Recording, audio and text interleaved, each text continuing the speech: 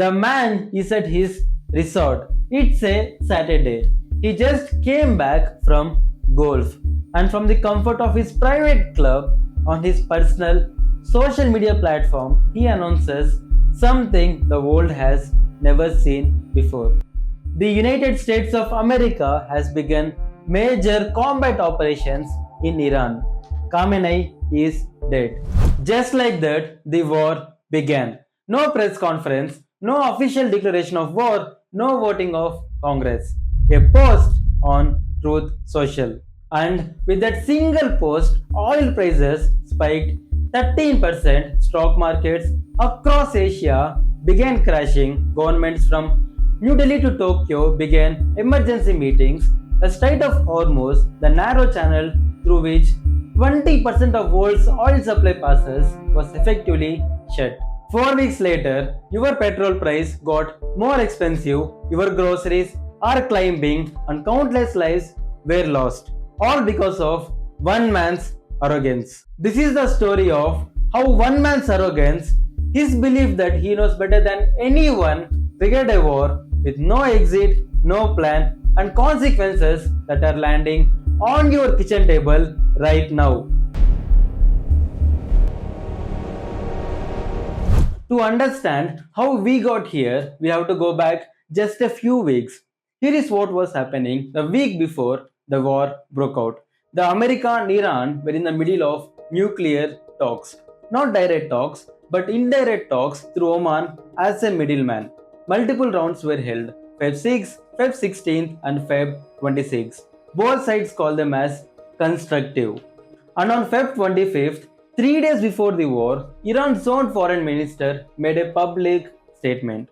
A historic opportunity to reach a nuclear agreement with the United States is within reach. Within reach, the words of a man negotiating for Iran. Then, Feb 26th, third round of talks. Iran asked for one more week, but on Feb 28th, the war broke out. Then, Trump told Time magazine what he thought when Iran asked for one more week of talks. When I heard that, I said, they're going to hit first. Iran asked for more time to talk, but Trump thought they are planning to attack him. That reasoning ended the negotiations. So the deal is dead and talks are over. And now you have to understand the decision that came next, because that decision tells you everything about a man who made it. When Trump was asked why he launched this war with a deal on the table, with a diplomacy alive, his answer wasn't about the nuclear weapons. It wasn't about the American security. It was this. I got him before he got me. They tried twice, well, I got him first. Don't get confused when he says they tried twice. The point he is making is about an Iranian plot to assassinate him during the 2024 election campaign. That plot was real, but it had been already stopped 2 years ago. Trump was safe, but he was still keeping the score. Now think how bad it is. The president of the most powerful country on earth is justifying a war that shut down 20% of world's oil supply for his own personal revenge. Not only that, he was also warned about the consequences of war with Iran. Before the war, his own team told him, Iran will close Strait of Hormuz, Iran will attack US bases across the Gulf. But he still went ahead anyway. And when asked about the rising prices like groceries, petrol, gas, Trump said, I don't need advisors to tell me what it is. I know what it is.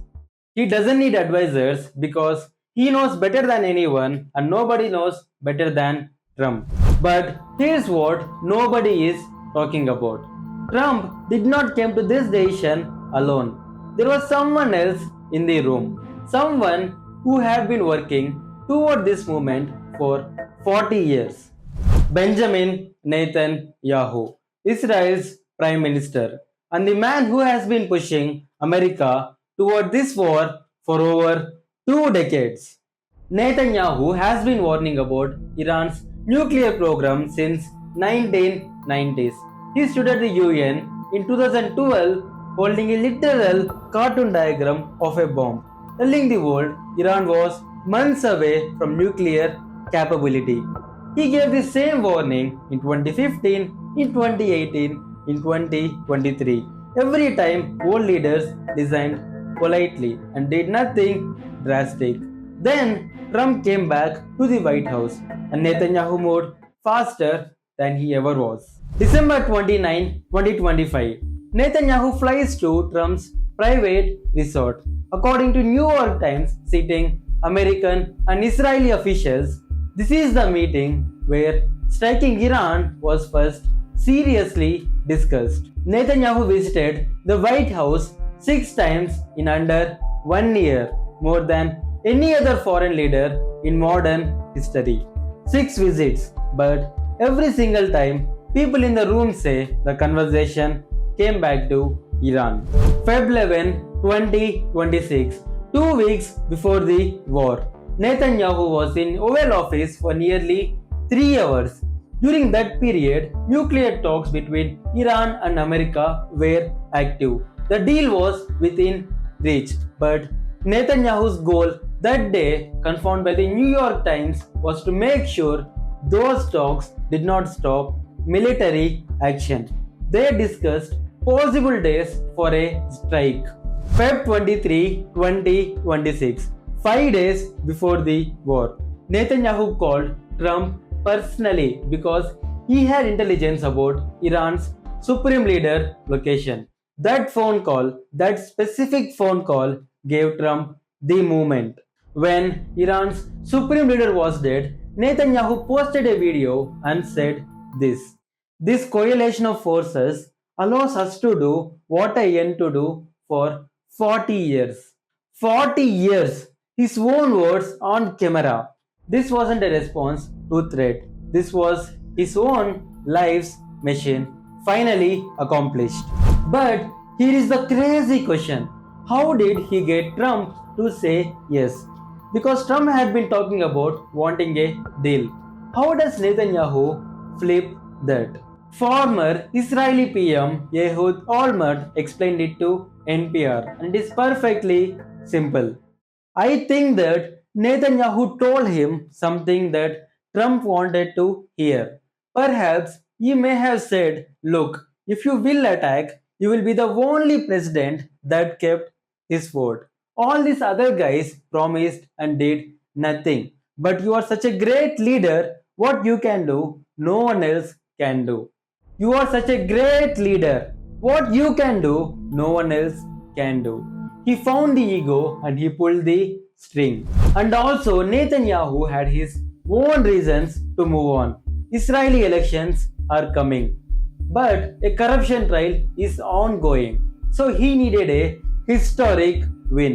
Trump wanted a quick win and personal revenge. Netanyahu wanted to finish a 40-year mission. Trump's arrogance made him a perfect tool for Netanyahu's agenda. Neither of them was thinking about the Strait of Hormuz. Neither of them was thinking about your petrol pump. And the plan, there wasn't one. Not for what happens after the bombs, not for what happens if Iran's regime doesn't collapse. Trump's theory was simple. Kill Khamenei, the regime collapses overnight. A friendly government walks in, war over in days. He even had a model in his mind, Venezuela, where he removed Maduro. Quick, clean, done. But that plan did not work in Iran. Within hours of the strike, Iran retaliated. Missiles and drones hit US bases in Qatar, Bahrain, Kuwait, UAE, and Saudi Arabia. They hit Israeli cities.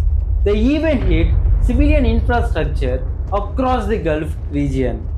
And within days, Iran had new supreme leader, Mojtaba Khamenei. The IRGC lined up behind him. The regime did not crumble, it just consolidated.